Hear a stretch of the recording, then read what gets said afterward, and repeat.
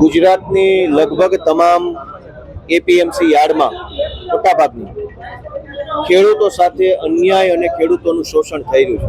કરદાના નામે ખેડૂતો પાસેથી પૈસાની લૂંટ ચલાવવામાં આવે.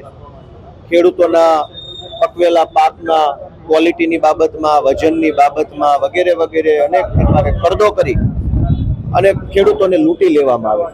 ખેડૂતો સાથે થતી આ લૂંટના વિરુદ્ધમાં આમ આદમી પાર્ટીના આગેવાન રાજુભાઈ કરપડાએ સૌપ્રથમ બોટાદ માર્કેટિંગ યાર્ડમાં અવાજ ઉઠાવ્યો. ત્યારબાદ હળદર ગામે, બોટાદના હળદર ગામમાં ખેડૂત મહાપંચાયત બોલાવવામાં આવી. આ ખેડૂત મહાપંચાયતમાં હજારોની સંખ્યામાં ખેડૂતો સ્વયંભૂ આવ્યા અને ખેડૂતોના મુદ્દા ઉપર પંચાયત થઈ. એ પંચાયત ઉપર ભાજપના કહેવાથી ભાજપને ન ગમ્યું, ખેડૂતો એકઠા થયા એના એટલે લાઠીચાર્જ કરવામાં આવ્યો. નિર્દોષ ખેડૂતોને અમાનુષી માર મારવામાં આવ્યો. ત્યારબાદ ખેડૂતો ઉપર એફઆઈઆર કરી અમને જેલમાં પૂરવામાં આવ્યા.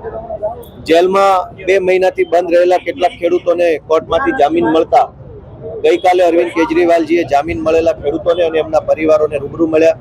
એમની હિંમતને બિરદાવી, એમના સંઘર્ષની પ્રશંસા કરી અને ભવિષ્યની લાંબી લડાઈ લડવા માટે થઈ એમને પ્રેરિત, પ્રોત્સાહિત કર્યા. ત્યારબાદ ગઈકાલે કેજરીવાલ સાહેબે નિર્ણય કર્યો કે જેલમાં જે લોકો ખેડૂતો બંધ છે એમને પણ મળવું છે. જેલમાં જે ખેડૂતો છે એમને આશ્વાસન આપવું છે, એમની હિંમતને બિરદાવવી છે. અને જેલમાં બંધ અમારા આગેવાનો રાજુભાઈ, પ્રવીણભાઈ, રમેશભાઈ, મહિપાલસિંહ, પિયુષભાઈ, મહેશભાઈ, ઘણા આગેવાનો જેલમાં છે, એમને પણ બિરદાવવા છે.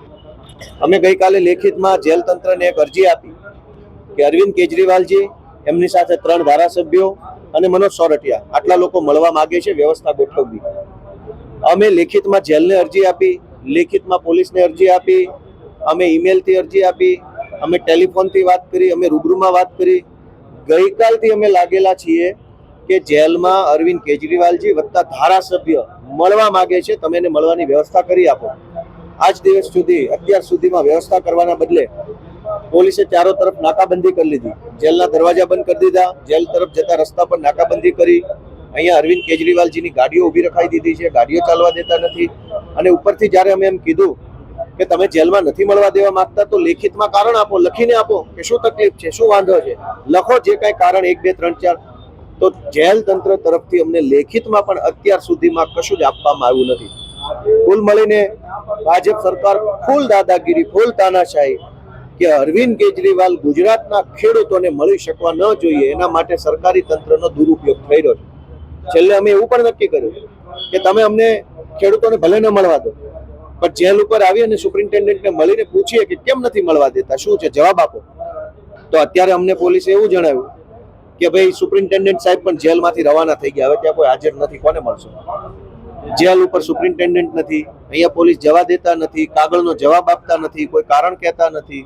બસ એક જ મુદ્દો કે ખેડૂતોને કેજરીવાલ મળી શકશે નહીં એવી અમને ઉપરથી સૂચના મળેલ છે. આ તાનાશાહી, આ દાદાગીરી ગુજરાત જેવા ગાંધી અને સરદારના રાજ્યમાં યોગ્ય નથી. અમે આ ભાજપની દાદાગીરીનો વિરોધ કરીએ છીએ અને એની સામે લડી રહ્યા છીએ. એ તો બહુ દૂર છે, રોજે રોજનો સંઘર્ષ છે, ધીમી ગતિનો સંઘર્ષ છે. હવે 27ની ચૂંટણી તો હજુ ઘણી દૂર છે, ત્યાં સુધીમાં અનેક ચડાવ ઉતાર અને પડાવ આવવાના છે. Thank you. આજે દિલ્હીના પૂર્વ મુખ્યમંત્રી અને આમ આદમી પાર્ટીના કન્વીનર અરવિંદ કેજરીવાલજી અને જે લોકો જેલમાં છે એમના પરિવારજનો એમના ખેડૂતોને, જેલમાં રહેલા ખેડૂતોને મળવા માટે જનાર હતા, પણ અહીંના એસપી અને એમની પોલીસ દ્વારા અહીંયા અટકાવવામાં આવેલા છે અને કહેવામાં આવ્યું છે કે તમને એમની મુલાકાત કરવા માટેની પરવાનગી નથી. ત્યારે સવાલ એ થાય છે કે જેલ વિભાગનો સ્પષ્ટ પરિપત્ર છે અને એના નીતિ નિયમો એવા છે કે જેલમાં રહેલા કોઈ પણ કેદી બંધુ હોય અને અઠવાડિયામાં 2 વખત મુલાકાત આપવી પડે છે. અને એ મુલાકાત પરિવારના એક સદસ્યની સાથે કોઈ પણ 5 વ્યક્તિઓ મુલાકાત લઈ શકે છે.